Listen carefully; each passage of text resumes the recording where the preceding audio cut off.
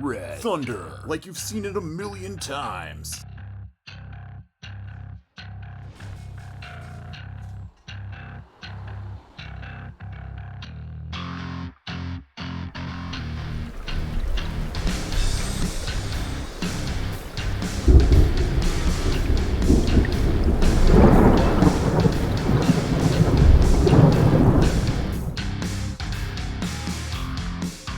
Good morning, welcome back to American Truck Simulator. I'm David Steele and here's me truck.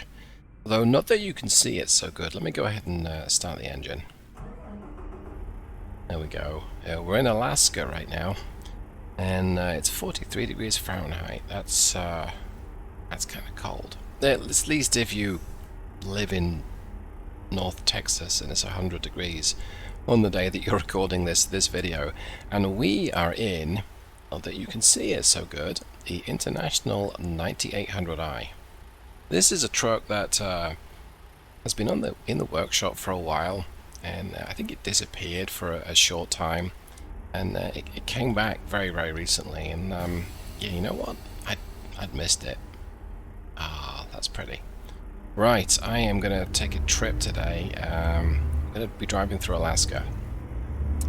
So I got a trip in mind. It's just up here, going out from Steele.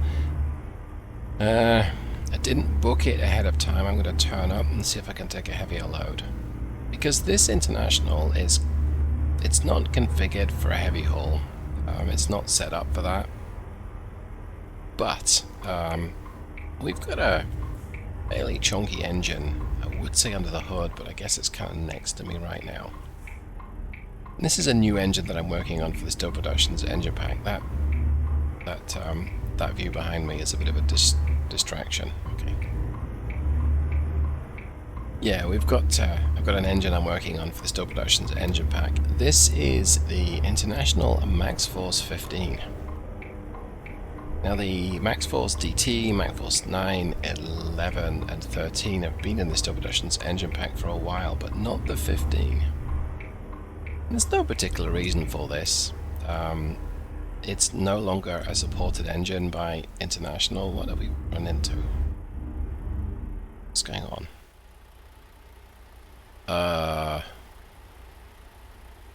Is that quicksand? I wonder. That's very bizarre. There might be a texture missing on that. Okay, let's try and round the corner. This has ruined my day. Wow. I don't really know what to make of that. I don't know if I can get through. I could try brute force. And ignorance. There you go. Nailed it. Certainly nailed something. Okay, so I guess that's a glitch with a map. Right, here we go. Scrap cars to Tok. It's not that far a journey, 219 miles, but I want to see if I can take a bit more than 38,000 pounds. Let's see. We got a double. Doubles are good. And why would we take a chip van? So the double's 3 axles, and these are 3 axles. Let's see what this flatbed is, and we've got a blue truck, I think, so we'll see what a 3-axle flatbed is. It is 49,500. Let's just check the doubles for argument's sake. I think we've found our answer. It's the same. I'm going to go with the single trailer, I think. That way at least I can possibly back it up when I get to my destination. We'll see, because the Alaska map can be a little weird with backing up trailers. Like, it puts it in places that you just can't get to. Okay. Go here, grab that, take job, and go for it.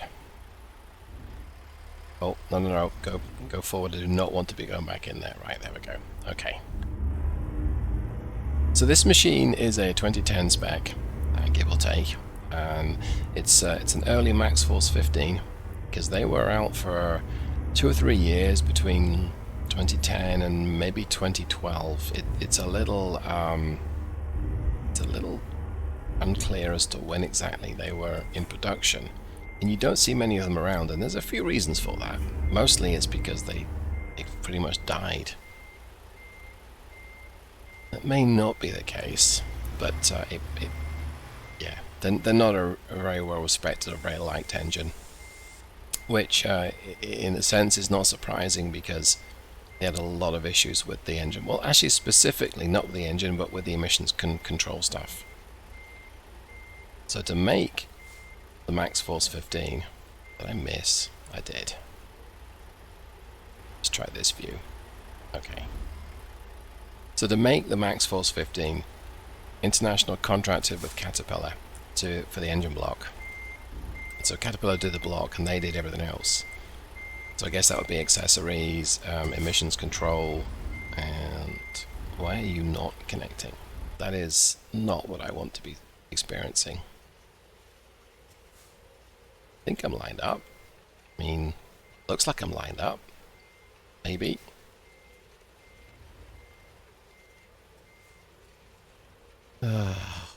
Not a great way to start the trip. Why are you not connecting up?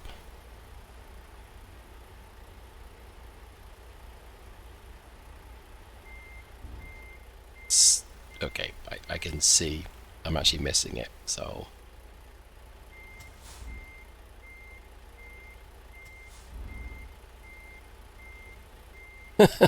It's not letting me do it. Fine. Didn't want to do enhanced or advanced coupling anyway. It's worked most of the time elsewhere with this truck, but the Alaska map has some weird quirks. This is probably one of them. It's utterly forgiven because I enjoy Alaska. Okay, let's try that again. Get on with it. Okay, got me some cargo. Get my ride height back to where it should be. This journey will be largely at night, and partly because I felt like a night drive. It's been a while, and partly because I got these installed on the front of the International, and so I've got these extra lights. And if you don't believe me that the lights do make a difference, push F4 on your keyboard and go to adjust lights. And here you've got the front and roof auxiliaries. So I'm going to go ahead and just turn off high beam now.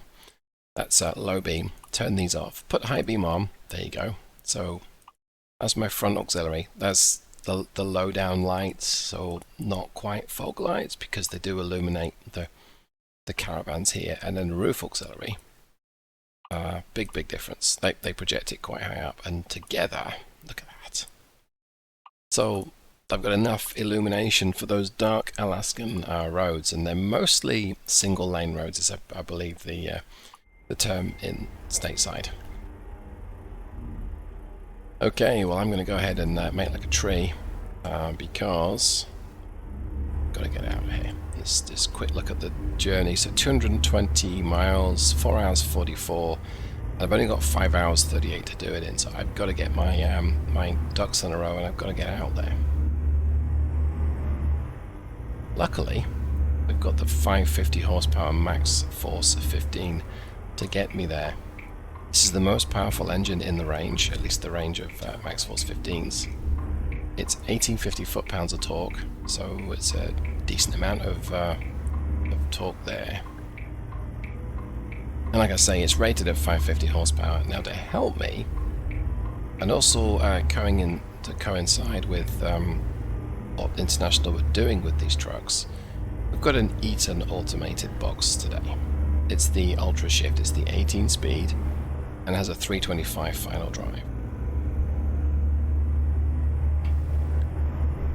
So in 2010, a lot of fleets were in the process of assessing and or converting a lot of their trucks from a manual, that is with a clutch and a stirry thing that you stir to change gear, converting those and getting automated boxes. And an automated box is technically not an automatic, depending on how you define automatic. So for me, an automatic is I don't have to use a clutch that changes gear for me. An automated box does just that. Although I believe some can have a clutch pedal. However, it is essentially a controlled manual box, or at least the older ones were. Newer ones are often designed a little differently, and they're optimized for, well, they're not optimized. They have none of the manual stuff, the manual gubbins that a gearbox would have. See if we can stop in time. Yes, we can. That was a pretty full-on panic brake there, but we did it. Don't really want to get fined. So yes, the automated boxes have a control system and typically have gears just like a normal gearbox. They're just controlled by the software. Software quality has been hit and miss over the years. I'm led to believe that modern stuff is a lot better than older stuff. And this Eatonite Ultra Shift, it's probably not the best transmission these days.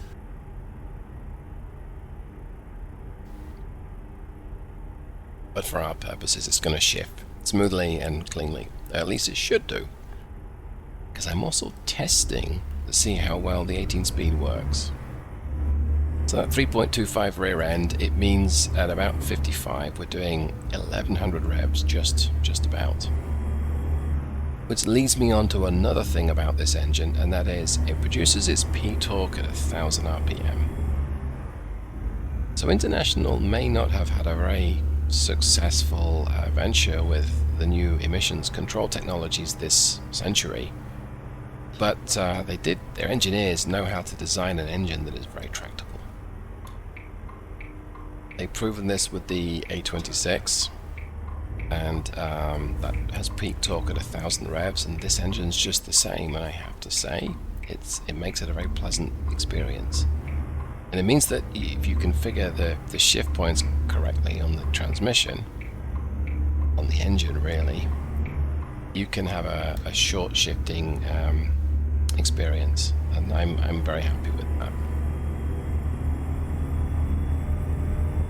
Right now we're going up a hill, so there'll be no short shifting going on here, but that's okay.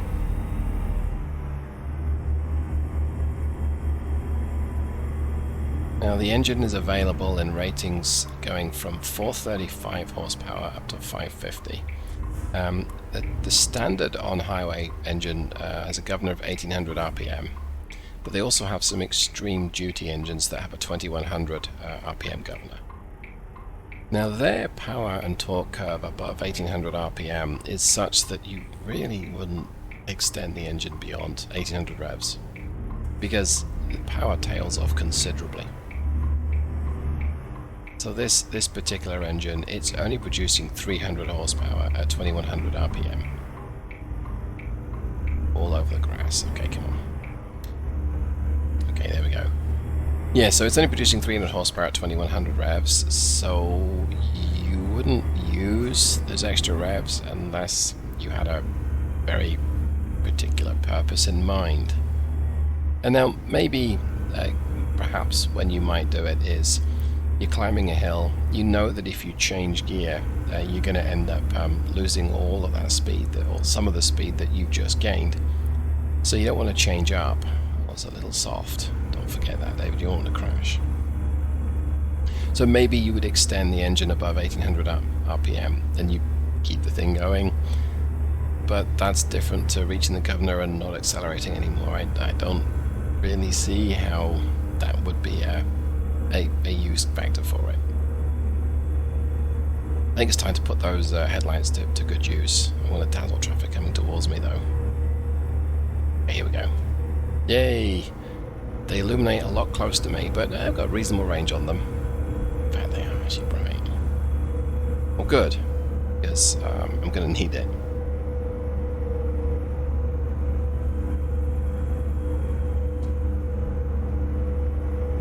So after 2012, 2013, International phased out the Maxxforce brand, the Maxxforce engines. They're no longer sold, they're no longer supported, which means that getting parts is going to become an issue.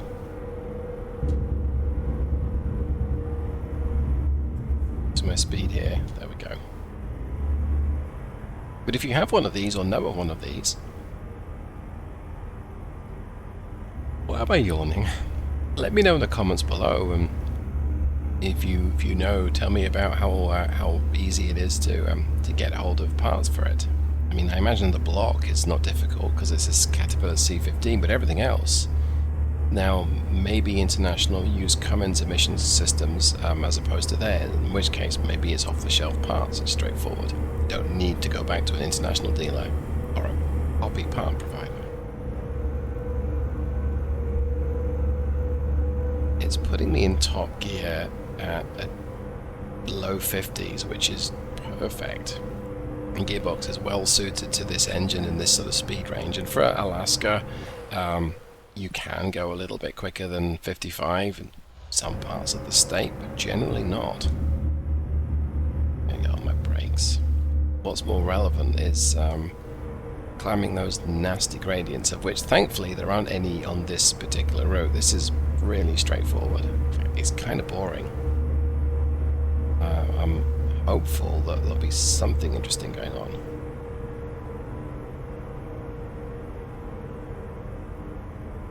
Well, I guess we'll cross that bridge when and if we come to it.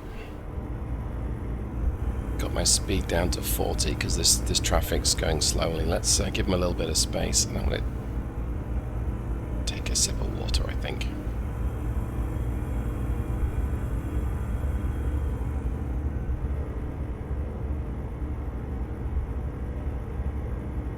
Okay, that's better.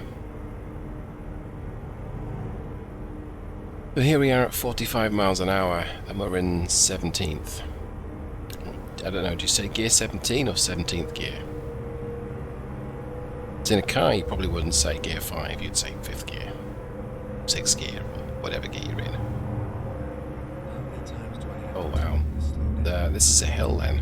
Okay, and this truck is very sensitive to input. Yeah, I let that get away from me then. That was rather foolish of me.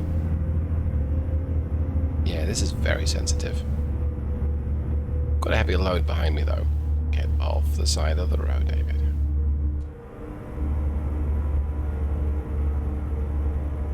So although the release notes for the truck update didn't mention this that I saw, I wonder if CGGO, I think that's the name of the developer, has changed around some of the physics, because I remember the 9800i before as being, well, let's just say a bit performant, like lightweight and maneuverable and agile. And as such, maybe not the most realistic, but right now, this thing feels a lot more weighty. And I'm glad. I'm happy for it.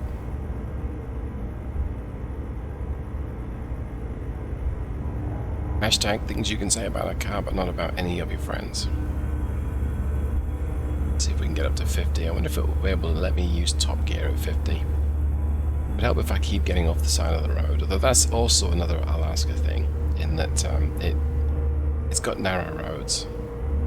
No, it doesn't want to let me use top gear. Okay, that's fine. These are my my epic headlights though.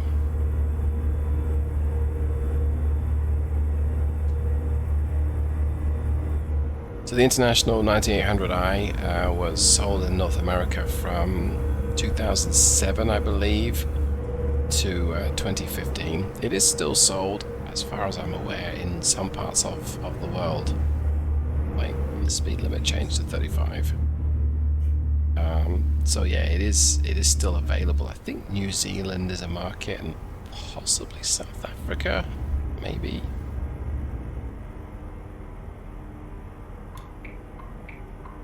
Oops. Dude, why are you stopping? It's probably asking me why I'm not stopping. And yeah, the 9800i, it followed quite a long range of international cab-overs. There was the 9800, the non-I model, that's the, I think, second generation. And then before that was a different engine, a different truck even. I don't know the model designation for that one.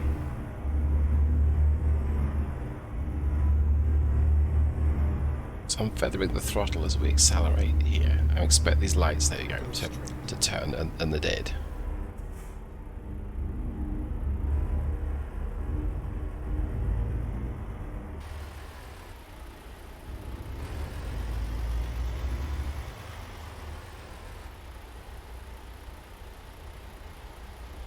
Okay, well.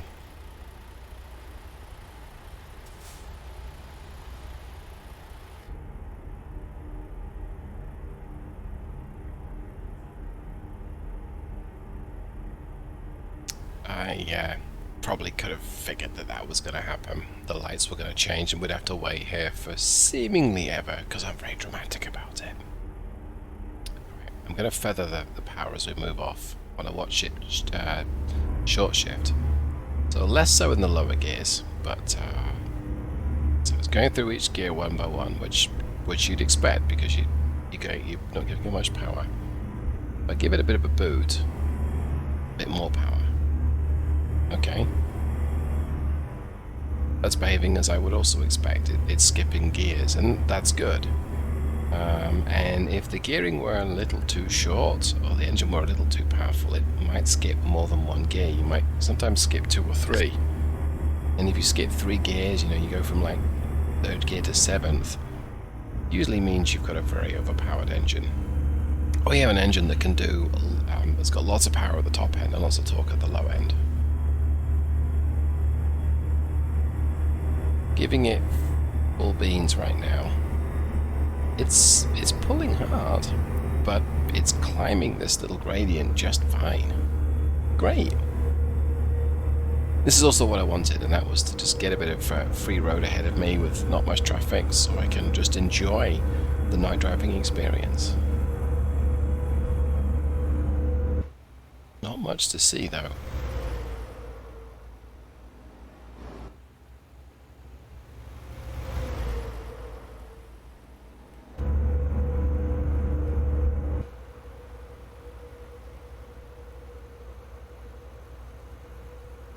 But I love the lighting. Alaska with its Aurora Borealis. Probably said that, butchered that word. I'm absolutely sure of it. And it's not just Alaska. Some of the northern states have it too. But it is very, very pretty. And then when there's a clear sky and the moon's out, again, there's lots to see. Some of this is because there's not many cities, so there's a bit of light that just illuminates the trees. It's enjoyable. It's very relaxing. Now, throw in some rain and it can make me feel sleepy, but thankfully it's not raining right now. As for efficiency, it is being fairly efficient. So I'm showing 6.5 miles per gallon right now, and that's including all those sort of hills and stop-starts that we did. The more powerful the engine, the more it'll tend to burn when climbing a hill, but you better your average speed will be. And when cruising, it shouldn't make that much of a difference.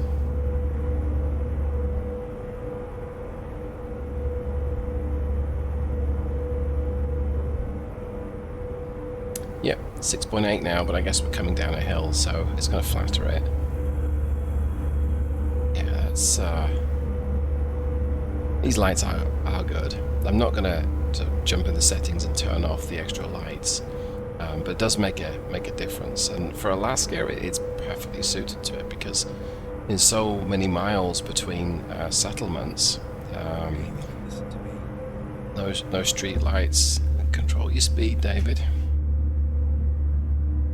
Okay, that's better. Don't want to get out of control. That would not be good.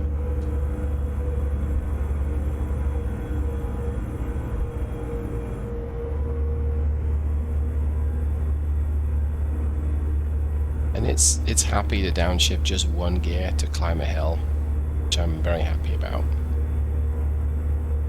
Some of the stock shift points in the stock engines will like let the revs drop, and then if you're in a 13 speed, they go from 13th to 11, and then they let the revs build all the way up back up to 1500, and then shift back up into 13th. Same with an 18 speed, you go from 18th to 16th, and then back up again to 18th. Well, no, that doesn't make any sense. Why would you not use the gear in the middle? It's going to rust out if you don't use it. So, if you have to shift down 2 gears because you've gone up a hill and you've lost too much speed, absolutely. But on the way back up, use those interim gears. And that's what I try and aspire to with my transmission shift points. I really want those engines to behave logically as the real thing might do. Though, I've never driven something with an Ultra Shift Plus. I just have to go by what I see on YouTube and what people tell me. So if you know different, let me know in the comments below.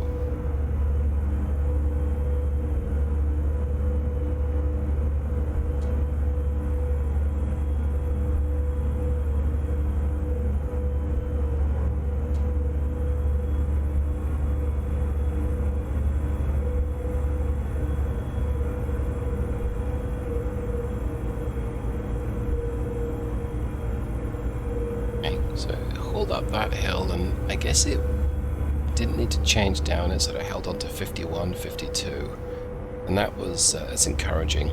The lesser powered engine would almost certainly have required a gear change at that point. And in fact, yeah, we had to shift down anyway, because the gradients in Alaska can be, I want to say severe. Maybe it's not severe. They also don't give you advised speeds for corners, but I'm doing 55 and a 60 limit. I'm very happy with this kind of pace. I don't think I need to pick up my pace, but let's check. Oh, yeah, we might do. Look at that.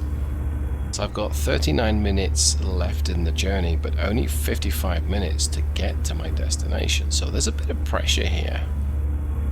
Well, credit to the game for like making me feel, hey, this is nice and relaxing. Need bother the biggin. And then you check your time and you're like, oh, I'm going up a hill, so we can't go any quicker than this. Really sensitive. The truck is bouncing, not bouncing around, it's sensitive to the input.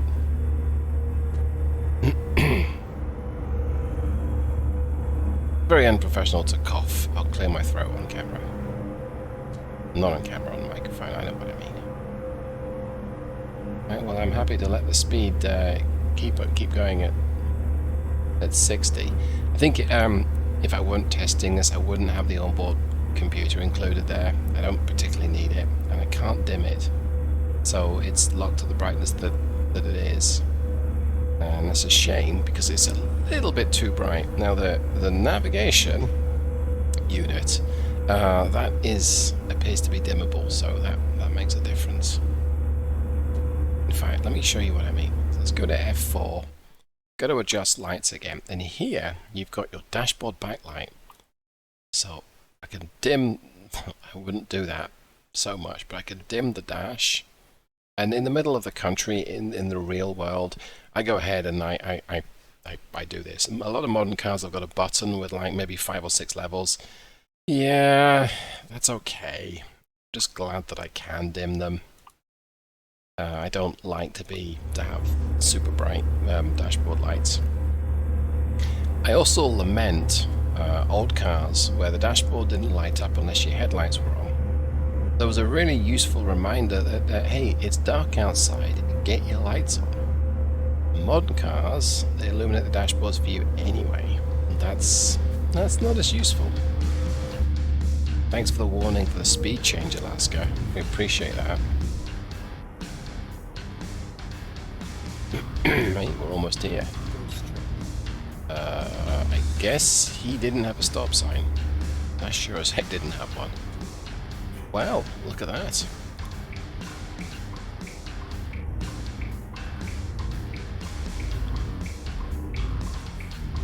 It's nicely done. I mean, that really was a straight road, so I'm not going to say it was a disappointing run, but there really wasn't much to do.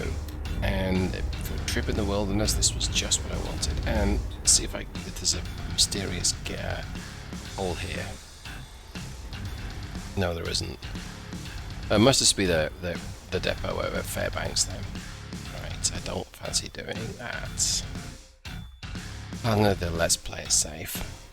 My voice is struggling right now. I wonder if I'm getting sick. That's all I need.